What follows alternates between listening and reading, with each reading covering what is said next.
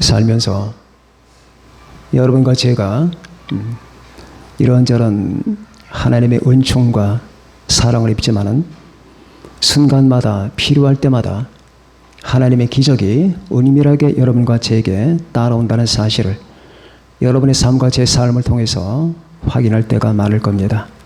이걸 부정하는 사람들이 있습니다. 하나님의 기적, 하나님의 은총을 부정하는 사람들이 있지만은 그런 사람은 자기가 부정한 만큼의 값을 받게 됩니다. 다시 말하면 하나님의 은총과 하나님의 기적을 부정하는 사람들은 기적이 없는 닫힌 세계 속에서 그 영이 메말라 가다가 나중에 사멸됩니다. 고사돼 버리고 말 겁니다. 말라 죽습니다. 인간은 하나님을 향하여 어떤 마음의 자세를 갖고 있느냐에 따라서 그렇게 영혼이 형성되는 겁니다. 자, 하나님의 은혜를 향하여, 하나님의 능력을 향하여 우리가 마음을 열고 어떠한 마음의 자세를 갖고 있느냐에 따라서 여러분의 삶과 제 삶이 바뀌고 나아가선 여러분의 운명과 제 운명이 바뀝니다. 오늘 본문 속에서 이 사실을 증명합니다. 선지자의 이 제자들 가운데 어떤 여자가 그러니까 제자의 부인이죠. 남편이 죽었습니다. 그 남편이 신실하게 하나님을 경외했습니다. 하나님을 잘 섬기다가 세상을 떠났어요. 그러니 그 당시에는 이 생계수단이 막막하잖아요. 지금이야 얼마나 많은 직장이 있겠고 직종이 있고 할 일이 많습니까? 그러나 그 당시에는 할 일이 없어요. 할 일이라는 게 없습니다. 서비스업 같은 건 생각할 수도 없는 거고. 자, 그런 가운데서 어떻게 살아가야 될까? 막막했습니다. 엘리사에게 찾아옵니다. 어떻게 해야 됩니까? 했을 때 엘리사는 당신 집에 무엇이 있나요? 기름 한 병밖에 없습니다. 그러면 동네에서 모든 그릇을 다 빌려 오세요. 그리고 그 빈 그릇을 집으로 가지고 가서 문을 닫고 당신의 그 병 한 병 기름 쏟아 붓기 시작하세요. 그렇게 해서 그렇게 했습니다.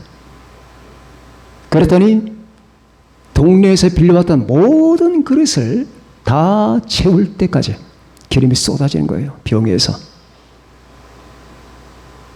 계속 부어야 되는데 이 그릇이 없습니다. 아들들에게 얘들아 이제 그릇이 다 찼어. 빨리 그릇 갖고 와. 할 때 어머니 이제 그릇이 없습니다. 하는 순간 기름이 딱 끊기고 맙니다. 자, 이 본문에서 우리는 하나님의 은밀한 기적이 어떻게 나타나나. 그래서 이 사실을 엘리사에게 보고했더니 그러면은 그 모든 그릇에 담긴 기름을 팔아서 당신 생활하고 남은 것은 빚을 갚아라 라고 했습니다. 그런데 여기서 눈에 띄는 구절들이 있습니다. 골방에 들어가 문을 닫고 어디서 많이 들어봤던 말씀입니다. 예수님께서 마태복음 산상수훈에서 말씀하실 때 너는 기도할 때에 내 골방에 들어가 문을 닫고 은밀한 중에 계신 내 아버지께 기도하라. 그리하면 은밀한 중에 보시는 내 아버지가 갚으시리라. 그 부분과 오버랩이 됩니다. 그리고 또 특별한 구절이 나타납니다. 그릇이라고 하는 부분. 그릇이 다 차니까 기름이 멈춥니다. 이 본문은 여러분과 제게 뜻하는 바가 있어요. 기억해 두셔야 됩니다. 자, 남편이 없는 세상, 그리고 별 직업의 선택이 없는 세상은 메마른 현실을 말하는 거예요. 여러분과 제가 살아가는 이 삶의 환경과 여건이 이렇게 메말랐어요. 원래 하나님이 여러분과 저에게 의도했던 삶의 여건은 풍성한 것이었습니다. 그런데 사람들이 범죄한 이후에 우리가 살아가는 게 굉장히 열악해졌어요. 아담이 괭이질을 하고 꽃괭이질을 하고 불삽질을 해대가면서 밭을 갈굽니다. 하나님은 아담에게 너는 흙이다. 흙을 기경하라. 땅이 너에게 가시덤불을 줄 것이다. 그리고 마침내 너는 그렇게 애를 쓰다가 흙으로 돌아가라. 원래 하나님이 인간에게 주신 땅은 그런 게 아니었거든요. 풍성한 땅입니다. 다시 말하면 인간의 노동이 입에 불칠을 하기 위해서 필요한 일이 아니라 인간의 삶을 실현하고 행복하기 위해서 했던 일인데, 이제는 목숨을 지키기 위해서 생계 수단으로 전락해버리고 만 겁니다. 그런데 그렇게 열심히 일을 하는데도 불구하고 이 밭이 우리에게 알곡을 풍성하게 주는 거 아니라 가시덤불을 줍니다. 이건 열악함을 말하는 거예요. 아무리 여러분과 제가 세상을 잘 살려고 노력을 하지만은 역경이 찾아오는 거거든요. 아무리 애를 쓰지만은 그렇게 내 꿈대로만 인생이 펼쳐지는 게 아니거든요. 여러분과 제가 야무진 꿈을 꾸지만은 그 야무진 꿈대로 내 인생이 전개되는 게 아니거든요. 아무리 여러분의 마음 깊은 곳에 놀라운 계획을 세우고 높은 이상을 가진다 하더라도 내 이상대로 인생 전개되는 것도 아니고, 이 세상이 나에게 만만하게 그래 너 이상 내가 펼쳐줄게, 실현을 시켜줄게 하고 다가오는 게 아닙니다. 우리는 피 어린 투정을 하는 겁니다. 피 어린 투정을 하고 얼굴에 땀이 흐르고 구슬 땀을 흘리면서 손에 피가 나고 피멍이 들고 그러면서 간신히 목숨을 지켜나가는 이 같은 상황, 이것이 우리 인간의 전 상황이에요. 여기서 우리는 하나님께서 여러분과 나에게 요구하시는 몇 가지 기억해야 됩니다. 자, 그렇게 역경이 올 때 인간적 재력을 구사하고 여러분과 제가 능력을 발휘하면서 이 삶을 타개하려고 애를 쓰지만은, 그것도 중요하지만은 하나님이 여러분과 나에게 요구하는 것은 빈 그릇이에요. 빈 그릇. 빈 그릇이 뭘까? 첫 번째, 이 빈 그릇, 가득 찬 그릇은 안 돼요. 가득 찬 그릇은 기름을 담을 수가 없어요. 빈 그릇, 빈 마음. 골방에 들어가 빈 마음을 가지고 하나님을 대면하는 이 같은 행위, 여기에 인간적 계산과 인간적 역량을 가득 채우고 나서 그냥 하나님께 뭔가 조금 더 구할 게 있어서 나아가는 게 아니라, 우리의 마음이 예수님을 믿는 여러분과 제가, 구원받아 하나님의 자녀가 된 여러분과 제가 예수 그리스도 안에서 하나님을 향하여 무한한 하나님의 은혜와 능력을 향하여 오픈된 마음, 열린 마음, 빈 그릇, 하나님이 쏟아 부으시는 대로 가득 차는 그런 그릇, 여기에 다른 꿈과 다른 계산과 다른 불순한 동기들이 가득 찬 마음이 아니라 하나님을 향하는 예수 그리스도 안에서 열린 마음, 하늘을 향하여 열린 그 마음. 주여, 저는 당신을 믿습니다. 하나님, 내가 지금 처한 현실들은 열악하지만은, 내가 봉착한 모든 상황들은 정말로 내 발목을 잡지만은, 하나님, 저는 이 발목과 상황을 지켜주시고 그리고 이 모든 상황을 타게 하실 당신의 능력과 은혜를 믿습니다. 하나님, 제게 능력이 없습니다. 그러나 주여, 저는 당신께 내 삶을 의지합니다. 내 마음은 비었습니다. 나는 당신을 향하여 열려 있습니다. 라는 이 빈 그릇을 우리는 은밀한 공간에서 기도하는 마음으로 구사해야 됩니다. 하나님이 원하시는 것은 빈 그릇이에요. 여러분과 제가 살아가는 세상과 환경은 녹록하지 않습니다.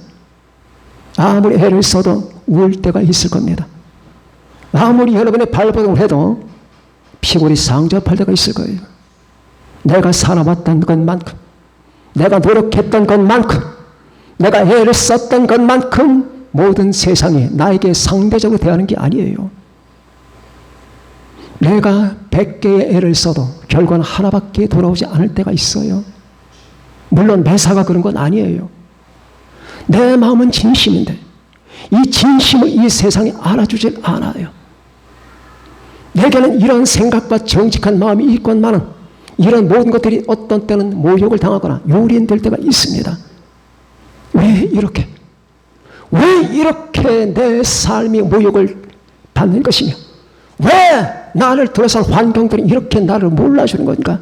억울하죠. 슬프죠. 비참합니다. 골방에 들어가 펑펑 울고 싶습니다. 내가 했던 것만큼만 내가 더 달라는 건 아니다. 내가 나를 다 잘 대접해 달라는 게 아니라 내가 했던 것만큼, 내가 가지고 있는 마음만큼, 나의 진실만큼만 내게 되돌려다오 라고 하지만은 내 진실과 내 마음은 여지없이 짓밟히고 많은 순간들이 많이 있어요. 그리고 환경과 상황과 여건들은 나를 둘러싸고 나를 괴롭힙니다. 그러나 두려워하지 마세요. 이 세상이라고 하는 이 조직 자체가 그런 거예요. 이 세상에다가 야무진 꿈을 심어놓으면 안 돼요. 이 세상이 여러분을 띄워줄 거라고 생각하지 마세요. 여러분과 제게 필요한 것은 빈 그릇이에요. 빈 그릇을 가지고 주님 앞에 나아가세요. 힘드신가요? 벅찬가요? 상대하기가 곤란합니까? 여러분이 남에게 말 못할 어떤 곤란에 봉착했습니까? 빈 그릇을 빌리세요. 빈 그릇이 요만큼밖에 작다. 더 많이 빌리세요. 다시 말하면 주님을 향한 오픈된 마음을 더 확장하세요.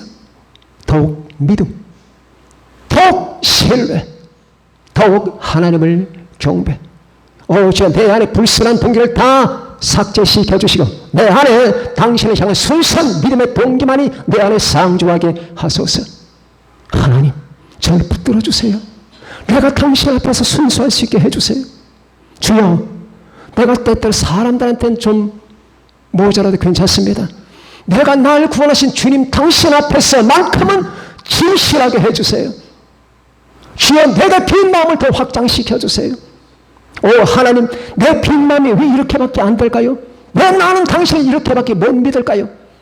주님, 왜 당신은 날 위해서 죽었지만 나는 당신을 위해서 이렇게 천박한 심리밖에는 갖지 못하는 것입니까? 빈 마음을 주세요. 빌려, 계속 빌려대요. 계속 기도하면서 내 빈 마음, 빈 그릇을 빌려라. 그렇게 빈 그릇을 빌리고 확장하고 확장하면서 거기에 쏟아부어질 하나님의 은총과 하나님의 기적을 기다리는 게 필요합니다. 두 소경이 있었습니다. 두 맹인의 주님을 만났습니다. 소리칩니다. 다윗의 자손이여, 우리를 불쌍히 여겨 주십시오. 주님께서 그들을 부르십니다. 그리고 질문했던 내용이 이겁니다. 내가 이 일을 할 줄을 믿느냐? 하나님이 질문하시는 거예요. 내가 능히 이 일을 할 줄을 너희들은 믿는 것이냐? 내가 네 삶을 파괴할 만한 존재라고 하는 사실을 믿느냐? 내가 지금 현실적인 너를 도와줄 만한 분이라는 사실을 너는 의지하느냐? 내가 너를 위해서 죽었고 내가 네 삶을 연장시키고 내가 네 삶을 축복할 만한 존재라고 하는 사실을 너는 의심 없이 가감 없이 믿느냐? 그 말이야. 내가 이 일을 할 줄 믿느냐? 여러분 가정은 어떻습니까? 주님께서 내 삶에 개입하기를 지금 준비하는 겁니까? 자유주의 신학자들처럼 기적을 다 빼버리고 모세 홍해 빼버리고 주님의 부활 다 빼버리고 요단강 갈라진 것도 빼버리고 예수님이 나사로를 살리셨다는 것도 다 빼버리고 기적은 다 빼자. 주님의 교훈만 믿자. 그게 성경입니까? 그런 사람들은 다친 마음이거든요. 다친 마음 속에는 기름이 부어지질 않습니다. 하나님의 성령이 그에게 부어주지 않아요. 다친 마음들. 여러분 주변의 사람들을 보세요. 똑똑한 척을 하면서 기적이고 은총이고 구원이고 부활이고 이런 거 실에 뒤떨어지니까 빼버리고 성경에 나타나는 그 고상한 도덕적인 교훈만 받자라고 하는 사람들은 마귀의 종자입니다. 너무나 무지한 거예요. 똑똑한 척을 하는데 똑똑한 척을 하는 바보들입니다. 성경이 말하지 않은 걸 믿으면 안 돼요. 성경이 그랬다고 했잖아요. 주님이 부활하셨다고 했잖아요. 홍해가 갈라졌다고 했잖아요. 성경이 그렇게 말하던가요? 야, 예수께서 부활하셨다. 그러나 이것은 도덕적인 교훈이다. 우리도 하나님을 믿으면 도덕적인 갱신이 온다는 뜻이다. 그렇게 말하던가요? 홍해가 갈라졌다. 그 다음에 그러나 이것은 교훈이다. 너희가 열심히 살다 보면은 하나님이 그래도 도우신다라고 하는 도덕적인 교훈을 이런 비유를 통해서 말하는 것이다. 그렇게 말했습니까? 왜 말하지 않은 것을 주제에 넘게 그렇게 말하냐고. 그 썩어 빠진 그 대가리를 가지고 머리를 가지고 왜 하나님의 말씀을 재단하냐고. 그러니 그런 사람들에게 하나님의 은총과 기적이 나타날 수가 있겠냐고요.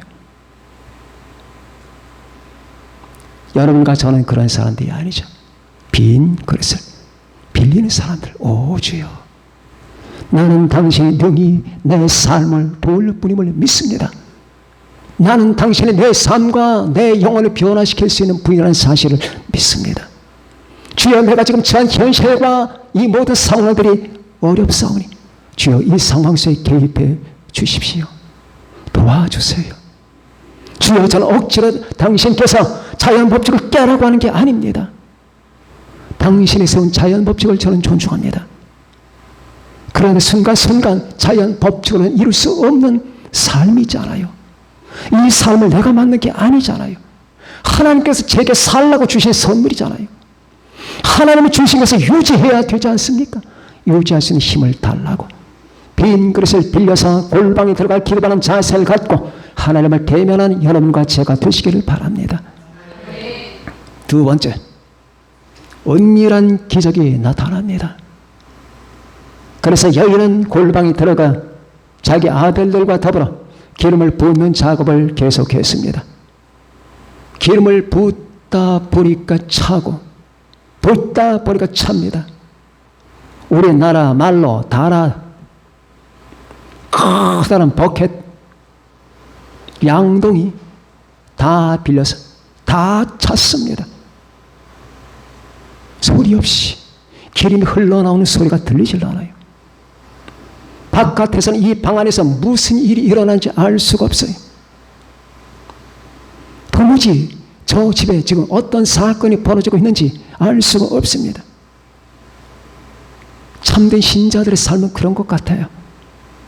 여러분, 여러분과 제게 향하신 하나님의 선한 역사가 바깥에서는 안 보여요. 우리가 어떻게 예수님을 믿었고 어떻게 하나님의 은혜를 받았고 어떻게 여러분과 제가 여기까지 왔는지 사람들은 몰라요. 그럼 여기까지 오는 그 모든 과정 속에는 하나님의 역사와 족적이 있습니다. 믿습니까? 하나님의 은총과 하나님의 역사와 하나님의 기적이 나타났던 거예요. 그렇지 않았다면 여러분과 제가 여기까지 못 옵니다.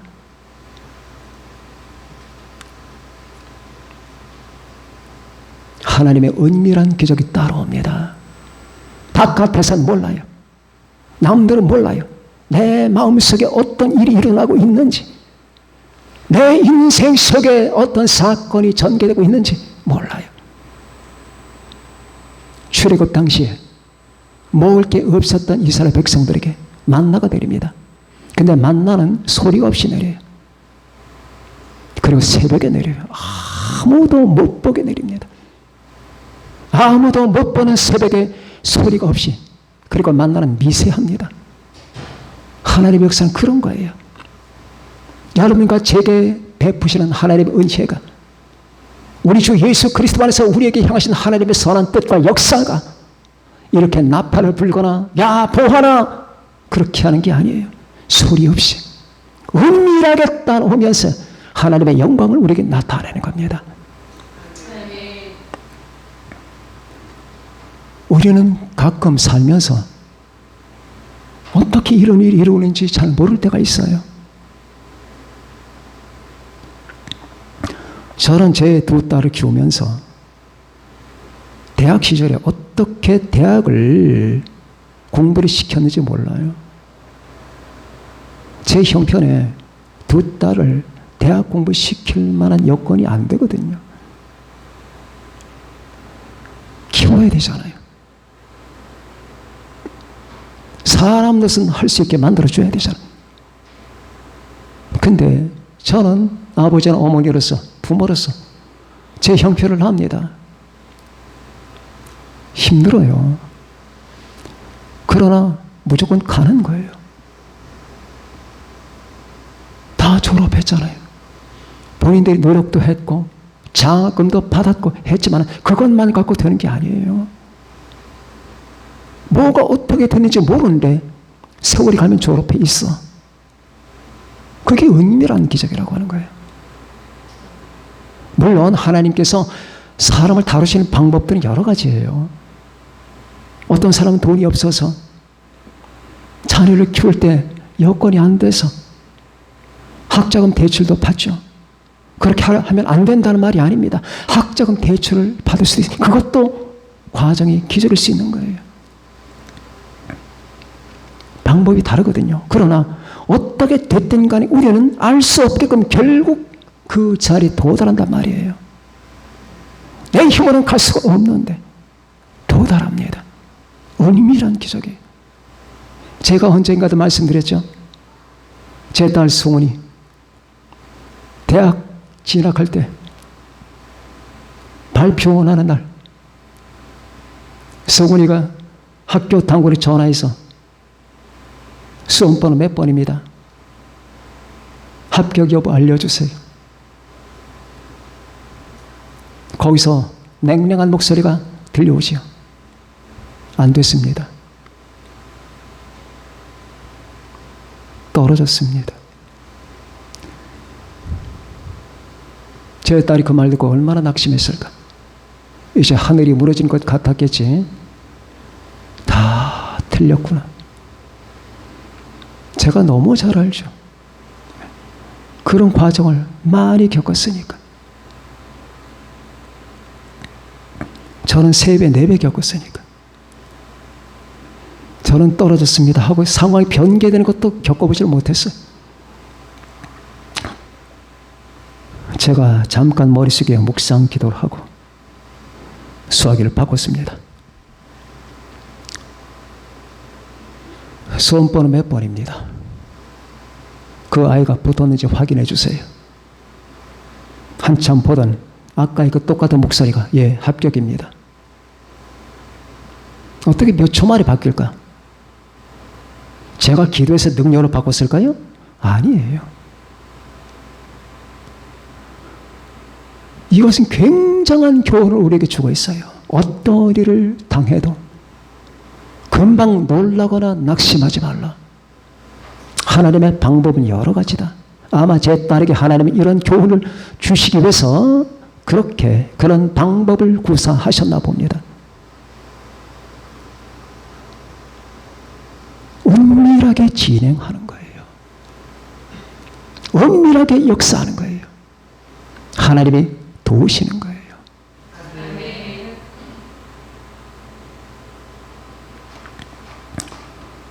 어떤 사람이